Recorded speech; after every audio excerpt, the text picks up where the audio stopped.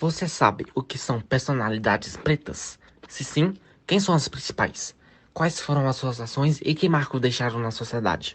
Sabia que uma delas deu início a um boicote aos ônibus em uma cidade dos Estados Unidos? Pois é, se você quer saber as respostas para essas perguntas e um pouco mais, fique ligado no nosso podcast. Rosa Louise McCauley foi uma ativista negra pelos direitos civis nos Estados Unidos. Nasceu no dia 4 de fevereiro de 1913 em Tuskegee, no estado do Alabama, no sul dos Estados Unidos. Seu pai chamava-se James McCauley e era um carpinteiro, e sua mãe, Leona Edwards, trabalhava como professora. Ainda na infância, ela se mudou com sua mãe para Pine Level, cidade na região metropolitana de Montgomery, a capital do Alabama. Durante a sua infância, Rosa Parks estudou em colégios forais, ingressando posteriormente no Industrial School for Girls e, posteriormente, em uma universidade pública para estudantes negros, a Alabama State Teachers College for Negroes. Entretanto, ele não terminou seus estudos, abandonando-os para cuidar de sua mãe. Olá, me chamo Arthur Queiroz e vou continuar falando sobre a Rosa Parks. Rosa Parks viveu durante um período de grande segregação racial nos Estados Unidos do século XX.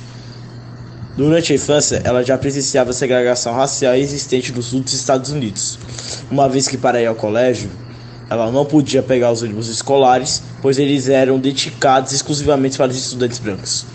Ela relata que essa experiência foi uma das primeiras que fizeram perceber as diferenças no tratamento de branco e negro.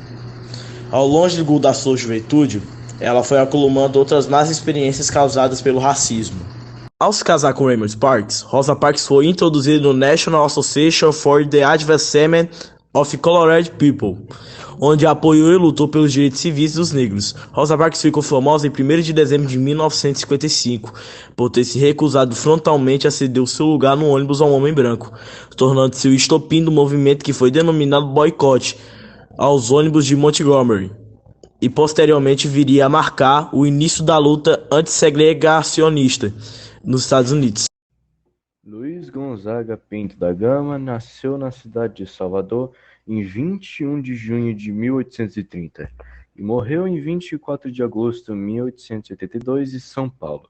Sabemos muito pouco da sua infância, e algumas das informações, segundo a maioria dos historiadores, podem ter sido mitificadas pelo próprio. Quanto à sua origem, sabemos que era filho de um homem branco e uma mulher negra.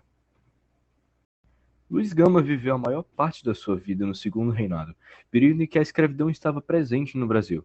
Sua venda como escravo pelo próprio pai teria acontecido porque este tinha dívidas de jogo e precisava quitá-las.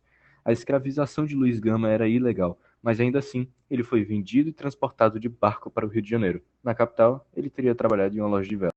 Luiz Gama conseguiu provar sua liberdade, embora não saibamos como ele tem feito isso. A partir daí, ele seguiu sua carreira profissional e foi um dos maiores intelectuais do Brasil, na segunda metade do século XIX. Luiz Gama era um defensor da República e abolicionista radical e usava de sua posição como jornalista para defender as causas em que acreditava. Atribuiu-se a ele a introdução do jornal satírico em São Paulo. Ele assinava muitos de seus artigos com pseudônimos. Entre as posições políticas de Gama, destacou-se o fato de que ele se envolveu com a formação do Partido Republicano Paulista. Olá, meu nome é Victor Lima e hoje eu falarei um pouco sobre Shelton Jackson Lee, mais conhecido como Spike Lee. Nascido em 20 de março de 1957 no sudeste dos Estados Unidos, em Atlanta, e vivo até hoje, Spike Lee é um cineasta, escritor, produtor, ator e professor norte-americano.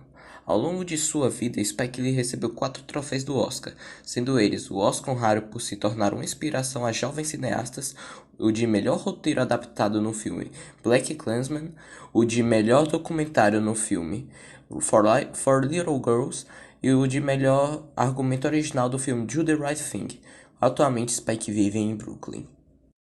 Olá, meu nome é Gabriel e eu vou continuar a fala sobre Spike Lee. Porém, irei falar sobre a época em que ele viveu. Spike Lee nasceu em uma época marcada pelo preconceito racial, não apenas com os negros, mas como também com os latinos, orientais e mestiços. Com isso, Spike Lee, em seus filmes, tentava rebater esse preconceito sempre abordando uma temática racial. Olá, meu nome é Pedro Vital e, como meu amigo Gabriel falou, Spike Lee sempre abordava uma temática racial em seus filmes, como, por exemplo, o seu filme gravado em 2018, Black Klansman. Traduzido ao português, significa infiltrado na clã. Spike Lee conseguiu rebater muito bem ao preconceito racial até hoje. Bom, por hoje é isso. Espero que tenham gostado e aprendido um pouco sobre as personalidades pretas famosas.